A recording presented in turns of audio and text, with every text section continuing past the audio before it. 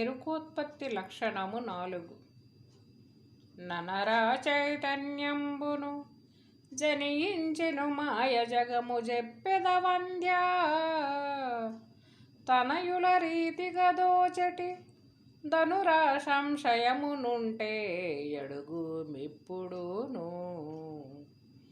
గురుచరణము విడువకెప్పుడును మనసందు నుంచు మీ మరికుందేటికి చెవులు మనసందు నుంచు మీ మరికుందేటికి చెవులు గది శృంగములుగా భావన చేసి శాస్త్రముల్ ఘనముగా రచించి పండిత కవులుగా బరచేతగలరని ఎనిరిగాని నబద్ధమే ఎరుకనియు నీకు వచింపుచుంటి అడుగు మిప్పుడును గురుచరణము విడువకెప్పుడును.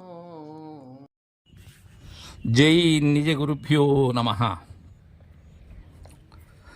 మనం ఈరోజు శ్రీ నిజానంద పోలోజు వీరయాచార్యుల వారిచే విరచితమైన శుద్ధ నిర్గుణ పరతత్వ బోధామృత కందార్థ దరువులలో ఎరుకోత్పత్తి లక్షణమునందు 4వ మిత్ర కందార్థం. సనరా చైతన్యంబున జనించెను మాయ జగము జెప్పెద వంజ్యా తనయుల రీతిగా దోచెటి ధనురా సంశయమునుంటే ఎడుగు మిప్పుడును గురుచరణము విడువాకెప్పుడును అంటున్నారు ఆ మహనీయులు. ఎరుకోత్పత్తి గురించి చక్కగా మనకు నిరూపణ గావిస్తూ ఉన్నారు. సనరా చైతన్యంబున, ఇది ననరా చైతన్యంబున అనేటువంటి భావన ఉన్నది. కానీ సనరా అంటే జీవస్థానము అని, అంటే మర్మము అని. ఈ మర్మాన్ని కనమంటున్నారు. చైతన్యంబున జనించెను మాయ జగము చెప్పెదా. దేంట్లో జనిస్తూ ఉన్నది? ఇది చైతన్యంలో జనిస్తూ ఉన్నది. చైతన్యం అంటే ఏంటి? ఆత్మ, మరేమీ కాదు. ఇంకా చెప్పాలి అంటే నేను, నా నుంచే ఉద్భవిస్తూ ఉన్నది, నా నుంచే జనిస్తూ ఉన్నది ఈ మాయ జగము. ఈ మాయ ఎక్కడా? ఈ మాయ జగం యొక్క పుట్టుక ఎక్కడా? ఎరుకోత్పత్తి. ఇది చైతన్యమే దీనికి పుట్టుక. చైతన్యమునందే దీని యొక్క స్థితి, చైతన్యమునందే దీని యొక్క లయం. అయితే ఎలా అది? చెప్పేద వంధ్యా తనయుల రీతిగా దోచడి ధనురా. వంధ్యా సంతు నాయన, ఇది గొట్రాలి బిడ్డ. వాస్తవమా? ఇది వాస్తవము అని భ్రమింపజేస్తూ ఉన్నదేదో అది అవాస్తవం. ఏది భ్రమింపజేస్తూ ఉన్నది వాస్తవమని? నేను అనే చైతన్యం. అది అవాస్తవమే. దానిలో తోచినటువంటి జగము అవాస్తవమే. ఇది కీలు. దోచటి ధనురా. ఇక్కడ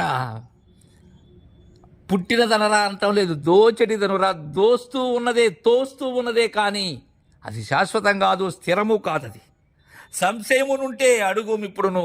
శిష్య, ఆలస్యం చేయకు నాయన. నీకెక్కడైనా సంశయం ఉన్నట్టయితే ఈ ఎరుకోత్పత్తిలో తెలియజేసేటువంటి మద్గురుదేవులైనటువంటి ఆచలర్షి దయానంద పొన్నూరు రాజయోగి అనుగ్రహం చే నేను అందినటువంటి బోధ ఏదైతే ఉన్నదో అది నీకు తెలియజేస్తూ ఉన్నాను. సంశయం ఉన్నట్లయితే అడుగు, ఇప్పుడే అడుగు. ఇది సమస్తం ఎక్కడ జనిస్తూ ఉన్నది? ఇది ఆ జీవస్థానమైనటువంటి చైతన్యంలోనే జనిస్తూ ఉన్నది. ఇది ఆ విధంగా అనరా, మారు మాట మాట్లాడుకురా. గురుచరణాము విడువాకెప్పుడును. ఇది తెలియజేసినటువంటి గురువు తల్లిదండ్రి. అలాంటి గురు మహనీయుని చరణము ఏనాడు కూడా ఏమరుపాటుగా కూడా విడువకు. కారణం ఏంటి? గురు చరణం అంటే ఏంటి అసలు? 43 అక్షరముల మంత్రమే గురు చరణం. దానితో తప్ప దేనితోనూ తెగదిది. ఈ ఆత్మ లేక చైతన్యము లేక ఎరుక లేక మాయ అనేది ఆ గురుచరణము దగ్గరనే తెగాలి. కాబట్టి దాన్ని ఏనాడు విడవకూడదు. మనసందు చూమి మరికుందేటికి చెవులు గని శృంగాములుగా భావన చేసి శాస్త్రముల్. ఒక్క విషయం చెప్తాను నాయన, మనసులో దాచుకో. కారణం పూర్ణ మనస్కుడు అయ్యావు కాబట్టి. అమనస్కుడు కాదు, అమనస్కులకు అందది ఇది. పూర్ణ మనస్కులకు మాత్రమే సిద్ధాంతకర్త వాక్యం చెప్తున్నాను శిష్య. ఏం చెప్తున్నాను? మరి కుందేటికి చెవులు గని. కుందేలు చెవుల పిల్లి, అది పరుగు తీసేటప్పుడు చెవులు నిక్కబొడుచుకుంటుంది. దాన్ని దర్శించినటువంటి వారికి తెలుస్తుంది. అది అడవుల్లో ఏదైనా దానికి వైరి అపాయం ఉన్నట్లయితే అదేం చేస్తుందంటే చెవులు నిక్కబొడుచుకుంటుంది. నిక్కబొడుచుకున్నప్పుడు అవి ఎలా ఉంటాయి? శృంగములుగా భావన అవుతాయి, అంటే కొమ్ములుగా కనిపిస్తాయి. అవి వాస్తవానికి అవి కొమ్ములా కాదు, చెవులు. అలా భావన చేసే శాస్త్రములు ఈ శాస్త్రాలన్నీ ఎలా భావన చేశాయి? కుందేలు చెవులను కొమ్ములుగా భావన చేసినట్లుగా ఈ చైతన్యమైనటువంటి ఆత్మను శాశ్వతమని భావన చేశాయి శిష్య. గురు తెరిగుండు శిష్య. అవి వాస్తవానికి ఏంటి? చెవులేవి. అశాశ్వతమైనటువంటి దానిని శాశ్వతమైనటువంటి దానిగా ఈ శాస్త్ర మర్యాదలచే పాండిత్యముచే చేసినటువంటి నా స్వరూపాలే ఇవన్నీ కూడా. నేను చేసుకున్నటువంటి సంఖ్యలు కారణం నన్ను నేను నిలుపుకునేదానికి, నా ఉత్పత్తి సత్యమును నిలుపుకునేదానికి. అందుకే ఎరుకోత్పత్తిగా చెప్తున్నారు శిష్య, ఘనముగా రచించి పండిత కవులు గాబర చేతగలరని. గాబర చేత ఘనముగా రచించారు ఎవరు? పండిత కవులు. పండిత కవులు అంటే ఎవరో వేరేవారు కాదు, నేనే. నా భిన్నమైనటువంటి రూపాలే కదా. వేదము నేనే, వేదాంతము నేనే శిష్య. అయితే వేదాంతాతీతమైనటువంటి దానిని కారలేక చెవులు చూసి కొమ్ములని భ్రాంతి చెందినట్లుగా గాబరాతో. గాబరా ఎందుకు వచ్చింది? అదే కుందేలు అది ఉన్నట్లుగా ఉంటే ఆ చెవులు కిందకే ఉంటాయి.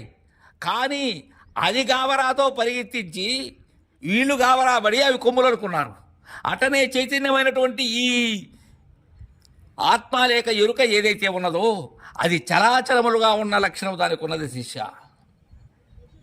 కాబట్టి చలనం ఉండేటటువంటిది ఏదైతే విశ్వం ఉన్నదో అది మాత్రం అశాశ్వతమని, అది అసత్యమని, అచల లక్షణముతో ఉన్న బ్రహ్మం అనేటువంటి పొరవడి అది మాత్రం సత్యమనేటువంటి భావన చేశారు నాయన. చేశాను నాయన నేనే. అనివి కాని అబద్ధమే ఎరుకనియు నీకు వచింపుచుంటి.